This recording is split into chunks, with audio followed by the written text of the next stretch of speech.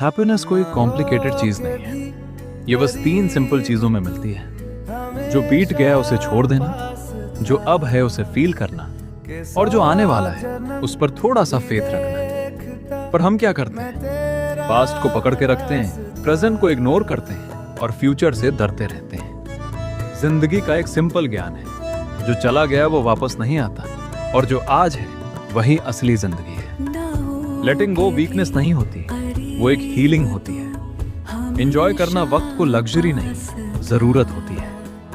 इसलिए धीरे धीरे सीखो छोड़ना, जीना और भरोसा रखना, क्योंकि असली खुशी तब मिलती है जब तुम पास्ट से फ्री, प्रेजेंट में अलाइव और फ्यूचर से होपफुल हो जाते हो।